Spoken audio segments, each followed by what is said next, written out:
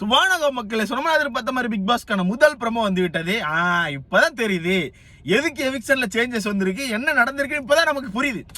நியாயப்படி யார் எவிக்ட் ஆகிறதா சொல்லிட்டு இருந்தாங்க, என்னென்ன நடக்கிற மாதிரி இருந்துச்சு. சடனா எவிக்ஷன்ல ஒரு சேஞ்சஸ் நடந்திருக்க. ஏசி ரிப்பேர் பண்ணிட்டாங்க போல. ஏன்னா ஏசி மாட்ட சொல்லியிருந்தாங்க. ஏசி 1.5 டன் ஏசிக்கு மேல 3 டன் ஏசி கொண்டு மாட்டிட்டாங்கன்னு நினைக்கிறேன். நல்லா பண்றீங்கடா, நல்லா பண்றீங்க. ஸோ முதல் ப்ரோமோ வந்திருக்கு. நான் என்ன சொல்றேன் முக்காசி உங்களுக்கு புரிஞ்சிருக்கும், அடுத்த வீடியோ கிளியரா சொல்றேன். ஸோ முதல் ப்ரோமோ வந்திருக்கு. ஸோ கமல் சார் வந்தோடனே சொல்றது என்னன்னா, பணப்பெட்டி எடுத்துட்டு வெளியே போயாச்சு. பட் அந்த பணப்பெட்டிக்கான தாக்கம் இந்த வீட்டுக்குள்ள இருக்கு அப்படின்னு. ஏன்னா விஷ்ணுலாம் கவனிச்சுன்னா மணி எடுக்க சொல்லியிருப்பான். பட் மணி எடுக்க மாட்டேன்னு இருப்பாரு. மணி என்ன யோசிச்சுட்டு இருக்காரு, மக்கள் ஆதரவு இருக்கு, கண்டிப்பா நம்ம ஃபைனல் ஸ்டேஜுக்கு போகணும்னு நினைச்சிட்டு இருக்காரு நினைக்கிறேன். கண்டிப்பா அதை ஓகே, கான்ஃபிடென்ட் இருக்கணும் இல்லைன்னு சொல்ல. பட் இருந்தாலுமே நான் ஒரு கவனிக்கணும்ல, யாருக்கு வந்து அதிகபட்ச கிளாப்ஸ் வந்திருக்கு, யாருக்கு மக்கள் சைட்ல இருந்து சப்போர்ட் வந்துட்டு இருக்கு. ஒரு மக்கள் சைட்ல இருந்து ஒரு போல் மாதிரி வச்சா கூட யாருக்கு அது அதிகபட்சமா மக்கள் கொடுக்குறாங்க அப்படிங்கறதெல்லாம் கனெக்ட் பண்ணி பார்க்கும்போது கொஞ்சம் அனலைஸ் பண்ணிடணும். பூர்ணிமா அதெல்லாம் அனலைஸ் பண்ணி தான் அர்ச்சனாக்கு வெளியே இருந்து எல்லா வகையிலும் ஓட்டுகள் வருது, எல்லா வகையிலும் மக்கள் சப்போர்ட் இருக்கு. இப்போ டோமக்ஸ் அப்படி சொல்லி ஒரு ப்ரொமோஷன் டாஸ்க் வச்சா கூட பயங்கரமா சப்போர்ட் வருது. அப்ப நம்ம இருந்து வேஸ்ட்னு சொல்லி தான் அந்த 16 லட்சம் ரூபாய் எடுத்துட்டு அந்த பொண்ணு வெளியே போச்சு.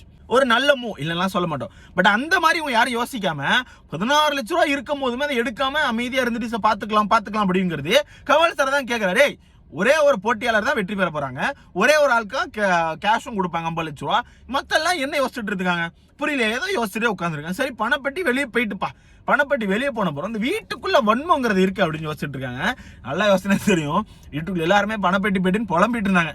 இப்போ நேற்றுலாம் பார்த்தீங்கன்னா விஷ்ணு வந்து ஒரு சீரியல் ப்ரொமோஷனுக்குள்ள வந்திருப்பாங்க. அப்போ வந்தவங்க விஷ்ணுட்ட ஏதோ சொல்லிட்டு போயிருவாங்க.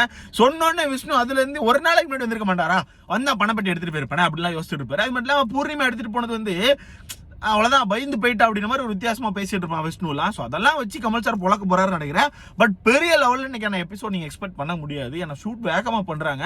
அதனால டப்புலாம் பண்ண மாட்டாங்க. சும்மா அப்படியே சனிக்கிழமை நிகழ்வுகள், வெள்ளிக்கிழமை நிகழ்வு அப்படி அந்த மாதிரி போட்டு டக்குன்னு முடிச்சிருவாங்க தான் சொல்லி தோணுது.